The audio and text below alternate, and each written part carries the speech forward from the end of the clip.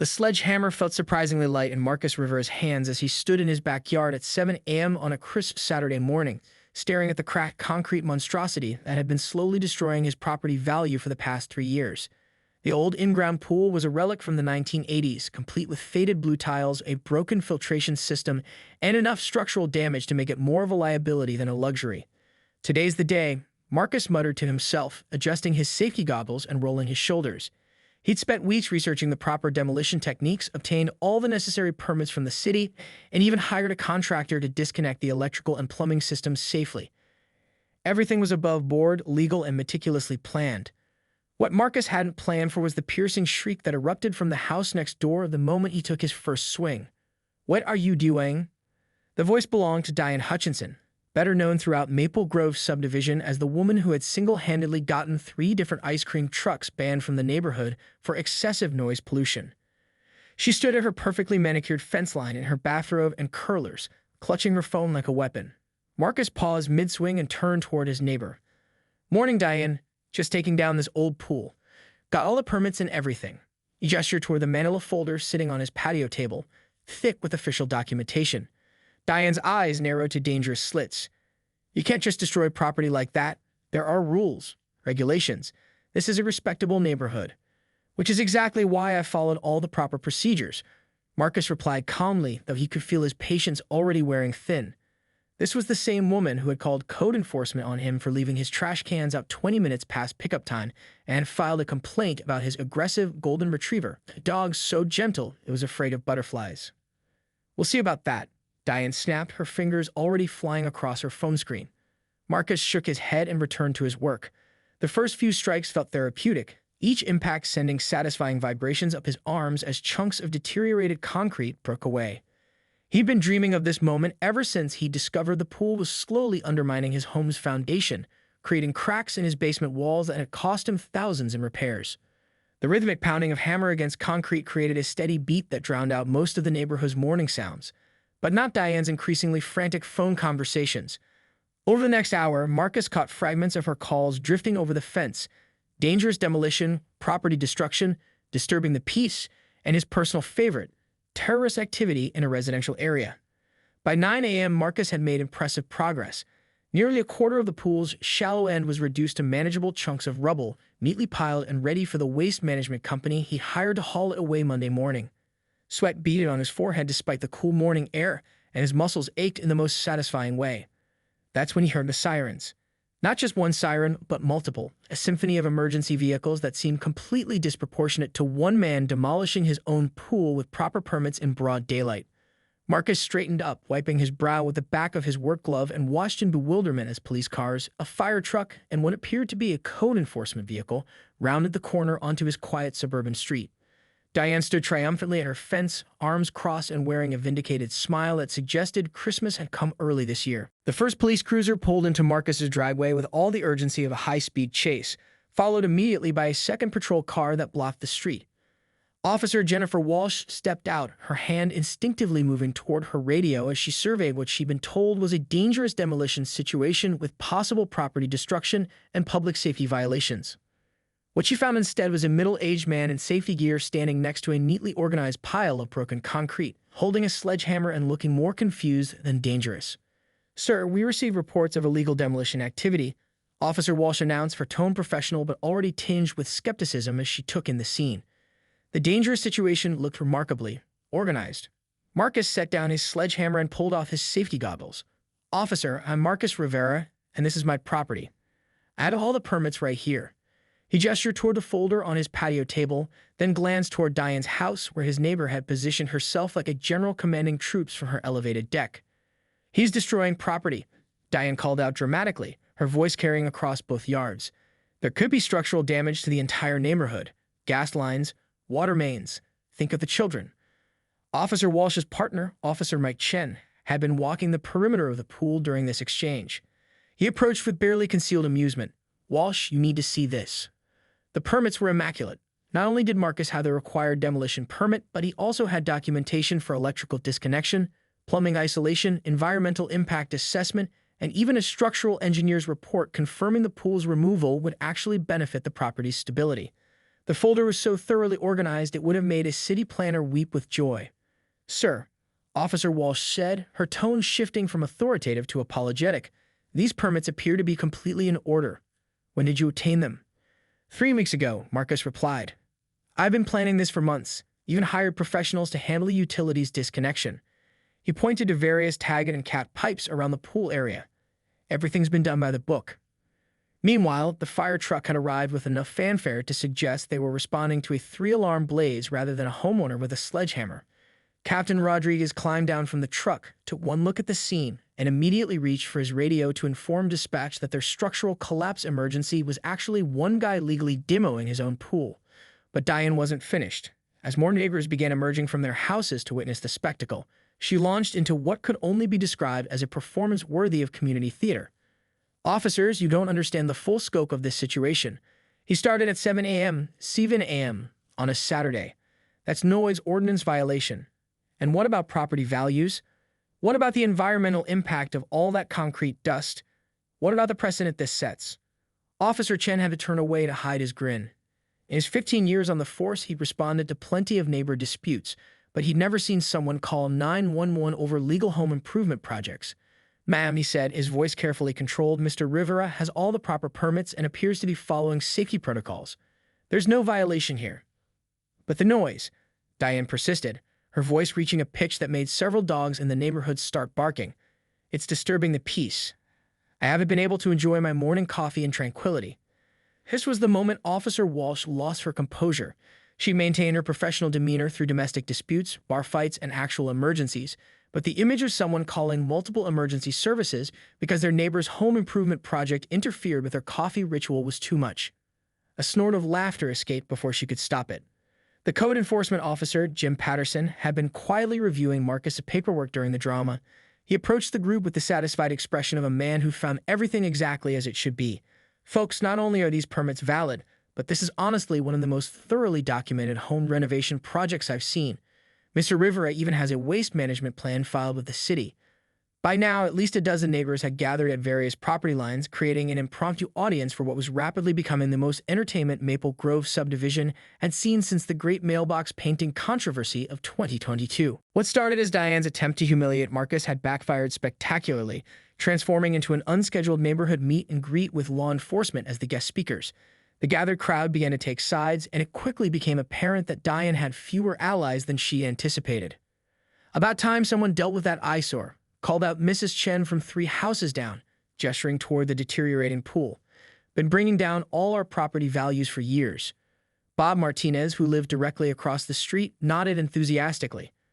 "I've been waiting for Marcus to tackle that project. That pool's been a safety hazard since we moved in. My kids used to climb the fence just to throw rocks at it." Diane's face flushed red as she realized the tide of public opinion was turning against her. "You people don't understand. There are procedures. Protocols. You can't just let everyone start destroying things whenever they feel like it." "But he's not just destroying things," Officer Walsh interjected, holding up Marcus a permit folder. "He followed every procedure, got every required approval. This is exactly how these projects are supposed to be done." That's when Sarah Kim, the neighborhood's unofficial social coordinator and former city council member, stepped forward from the crowd. "Diane, honey, we've all been hoping someone would finally do something about that pool. It's been an eyesore and a safety liability for years. Marcus deserves a medal, not harassment." The fire captain, who had been quietly observing the social dynamics while his crew performed an unnecessary but thorough safety inspection of the demolition site, approached the group with his assessment. "From a safety standpoint, Mr. Rivera's approach is textbook. Proper protective equipment, appropriate tools, safe demolition sequence. Honestly, we should use this as a training example." Diane's theatrical composure began to crack. She'd expected to be the neighborhood hero, saving everyone from Marcus's reckless destruction. Instead, she was rapidly becoming the villain in her own drama. "Fine, but what about the dust, the debris, the constant noise? Some of us are trying to maintain peaceful, quiet homes." This triggered an unexpected response from elderly Mr. Peterson, who'd been watching quietly from his walker. "Peaceful and quiet? Diane, you called the city about my wind chimes being too loud. When see shy and is.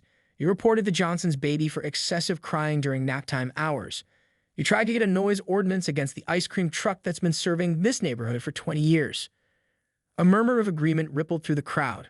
Stories began emerging from various neighbors about Diane's previous complaint campaigns, the petition against Halloween decorations being too scary, the attempt to ban children's bicycles from sidewalks during quiet hours, and the infamous incident where she called animal control on a neighbor's cat for trespassing while purring too loudly. Officer Chen, who'd been taking notes more for entertainment value than official purposes, looked up from his notepad. "Ma'am, how many times have you called emergency services this month?" Diane hesitated, clearly calculating whether honesty or deflection would serve her better. I'm a concerned citizen. It's my civic duty to report violations when I see them." "That's not what I asked," Officer Chen replied patiently. The code enforcement officer, Jim Patterson, pulled out his phone and scrolled through what appeared to be a substantial list. "Let's see. This month alone we have complaints about excessive lawn mowing noise, a neighbor's American flag being too patriotic, someone's outdoor Christmas decorations in January, a child's chalk art on their own driveway being graffiti," and he paused, squinting at his screen. "A report about suspicious breathing noises coming from the house next door during evening hours." The crowd erupted and barely contained laughter. Even Officer Walsh had to clear her throat to maintain composure. Marcus, who'd been quietly watching his neighbor's public unraveling, finally spoke up. "Diane, I tried to talk to you about this project 3 weeks ago. I even offered to show you the permits and explain the timeline. You slammed the door in my face and told me to take my destruction elsewhere." "That's because I knew you were up to no good," Diane snapped, but her voice lacked its earlier conviction. Sarah Kim stepped closer to the fence line. "Diane, maybe it's time to consider that not every change in the neighborhood is a personal attack on your lifestyle. Marcus is improving his property, which benefits all of us." The gathering had evolved from an emergency response to something resembling a neighborhood intervention, with Diane as the unwilling subject of collective concern about her pattern of unnecessary complaints and hostile behavior toward perfectly reasonable activities. Officer Walsh had reached her breaking point. 23 years on the force had prepared her for many things, but watching a grown woman have a public meltdown over legal home improvement was testing the limits of her professional composure. When Diane launched into a renewed tirade about property destruction terrorists, something inside the seasoned officer finally snapped. "Ma'am," Officer Walsh said, her voice carrying the kind of authority that made everyone in the vicinity stop talking, "I need you to understand something very clearly.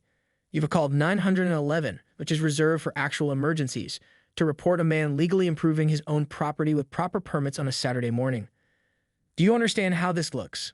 Diane opened her mouth to respond, but Officer Walsh held up a hand. "I'm not finished. My partner and I were pulled away from patrolling areas where actual crimes might be occurring because you decided your morning coffee was more important than appropriate use of emergency services. The fire department responded with a full crew, thinking there might be a structural collapse or gas leak. Code enforcement had to send someone out on their weekend because you made it sound like there was a major safety violation." The officer's voice was rising slightly, her professional mask slipping to reveal genuine frustration. "And what did we find? A man with perfect paperwork, proper safety equipment, and a home improvement project that's actually going to benefit the entire neighborhood's property values." Officer Chen stepped up beside his partner, clearly fighting back laughter. "Ma'am, in my 15 years doing this job, I've seen some interesting calls. I've responded to reports of suspicious individuals who turned out to be the homeowner's own children. I've investigated break-ins that were actually pizza deliveries. But this," he gestured broadly at the scene, "this might be the most spectacular misuse of emergency services I've ever witnessed." Captain Rodriguez from the fire department couldn't contain himself any longer. "You know what the dispatcher told us? Possible structural collapse with civilian in immediate danger. We came here thinking we might need to pull someone out of rubble. Instead, we find the most organized demolition project I've seen outside of professional construction sites." The crowd of neighbors had grown to include practically the entire street, and they were no longer trying to hide their amusement. Someone had even brought folding chairs, turning the spectacle into an impromptu block party. Jim Patterson, the code enforcement officer, was scrolling through his phone with increasing disbelief. "Mrs. Hutchinson, I'm looking at your complaint history, and it's extensive. In the past year alone, you filed 47 separate complaints. 47. The average homeowner files maybe one complaint every 5 years. I'm a conscientious citizen," Diane protested, but her voice was getting higher and more defensive. "You reported your neighbor for aggressive grass growth," Patterson continued. "You filed a complaint about someone's lawn gnome facing the wrong direction. You called us about a child's lemonade stand operating without a business license. A lemonade stand, Mrs. Hutchinson, run by an 8-year-old. Officer Walsh looked at her partner, then at the fire captain, then back at Diane. Something in her expression had shifted from frustration to what could only be described as incredulous amusement. "You know what? I think we need to have a serious conversation about appropriate use of emergency services. Are you threatening me? Diane demanded, sensing the shift in dynamics. No, ma'am, I'm educating you, Officer Walsh replied, but now there was definitely a hint of barely suppressed laughter in her voice. Because if we have to respond to another call like this, another emergency response to a non-emergency situation, there are going to be consequences. Officer Chen nodded gravely, though his eyes were twinkling. There are actually penalties for misuse of 911 services, fines, community service, mandatory classes on what constitutes an actual emergency. The fire captain joined in, clearly enjoying himself now. We could arrange for you to spend the day at the station, learning about real emergencies, see what actual structural collapses look like, witness genuine public safety threats. Might give you some perspective. Marcus, who had been watching this entire exchange with growing amazement, finally stepped forward. Officers, I really appreciate your support, but I think Diane's learned her lesson. Haven't you, Diane? All eyes turned to Diane, who was standing on her deck looking like someone who'd expected to direct a symphony and instead found herself the subject of one. Her earlier righteous indignation had deflated entirely, replaced by the dawning realization that she'd not only failed to stop Marcus' project, but had also made herself the neighborhood's cautionary tale about crying wolf. The silence stretched just long enough to become uncomfortable before Officer Walsh's radio crackled to life with an actual emergency call. The spell was broken, and suddenly everyone remembered they had a job to do, except for the neighbors, who had stumbled into the best free entertainment they'd had in years. 3 hours later, the emergency vehicles had departed, the neighbors had reluctantly returned to their Saturday routines, and Marcus stood in his backyard surveying the most surreal morning of his adult life. The pool demolition that should have been a quiet solo project had become the neighborhood event of the decade. But the story wasn't quite over. Officer Walsh had returned, this time in her personal vehicle with a cup of coffee and what appeared to be a lawn chair. Mind if I watch? She asked with a grin. After this morning's drama, I'm genuinely curious to see how this project actually goes when people aren't calling it a terrorist attack. Marcus laughed and gestured toward the pool. You're welcome to stay, but I have to warn you, it's pretty boring compared to the earlier excitement. After responding to 47 complaints from your neighbor in the past year, I'm looking forward to boring, Officer Walsh replied, settling into her chair. Word spread quickly through the subdivision that the pool demolition was resuming, and within an hour, Marcus had acquired an audience that would have made professional demolition crews jealous. Sarah Kim had organized a potluck tailgate setup on the sidewalk. Bob Martinez brought his kids to watch and learn about proper permit procedures. Even elderly Mr. Peterson had positioned his walker for optimal viewing. The most surprising attendee was Jim Patterson, the code enforcement officer, who returned with a clipboard and camera. Mind if I document this? He asked Marcus. I want to use your project as an example in our next homeowner education seminar. This is exactly how renovations should be done. As Marcus resumed his methodical work, each strike of the sledgehammer was accompanied by cheers from his impromptu fan club. Someone had brought a portable speaker, and the demolition proceeded to a soundtrack of classic rock that seemed to make the concrete crumble more enthusiastically. The only house on the street with closed curtains and no visible occupants was Diane's. Around noon, something unexpected happened. Diane's front door opened, and she emerged wearing gardening clothes and carrying a small cooler. The entire gathering fell silent, watching as she walked deliberately toward Marcus's property line. I brought you some sandwiches, she said quietly, setting the cooler down near the fence, and some cold drinks. It's hot work. Marcus stopped mid-swing and looked at his neighbor, really looked at her, for the first time all day. Gone was the theatrical outrage and righteous indignation. What remained was a middle-aged woman who looked genuinely embarrassed and possibly even remorseful. Thank you, Diane, Marcus said simply. That's very thoughtful. She nodded once, then turned to address the gathered crowd. I owe everyone an apology, especially you, Marcus, and the officers who had to waste their morning on my overreaction. Officer Walsh raised her coffee cup. Apology accepted, Mrs. Hutchinson. We all have bad days. I've been having a lot of bad days lately, Diane admitted. Ever since Harold passed last year, I think I've been taking out my frustrations on everyone around me. That's not fair, and it's not the person I want to be. The mention of her late husband cast the morning's events in a different light. Several neighbors exchanged glances, suddenly understanding that Diane's complaints might have been less about actual grievances and more about someone trying to maintain control when everything else in her life felt chaotic. Sarah Kim was the first to respond. Diane, why didn't you say anything? We could have helped. We're neighbors. That's what we do. What followed was something Marcus hadn't expected when he picked up his sledgehammer that morning. A genuine community moment. Diane accepted invitations to join the impromptu block party. Stories were shared about Harold, who apparently had been the one who kept Diane's more controlling tendencies in check with humor and perspective. By late afternoon, Marcus had demolished nearly half the pool, but more importantly, the neighborhood had demolished a wall of misunderstanding that had been building for over a year. As the sun began to set, Officer Walsh packed up her chair and approached Marcus one final time. You know, in 23 years of police work, I've never had a call that ended with a block party and community healing. Marcus wiped concrete dust from his forehead and grinned. Well, I've never had a home improvement project that required emergency services and resulted in neighborhood therapy. The officer laughed. Fair point. But seriously, what you did today, showing patience with someone who is clearly struggling, that says a lot about your character. As the last of the neighbors headed home, Diane lingered by the fence. Marcus, when you're ready to tackle the deep end, I have Harold's old sledgehammer in the garage. You always said the best way to solve a problem was to face it head-on. Marcus smiled. I'd be honored to use Harold's hammer, Diane. Thank you. And so ended the most dramatic pool demolition in Maple Grove subdivision history, not with arrests or fines or neighborhood warfare, but with the understanding that sometimes the most broken things aren't made of concrete at all.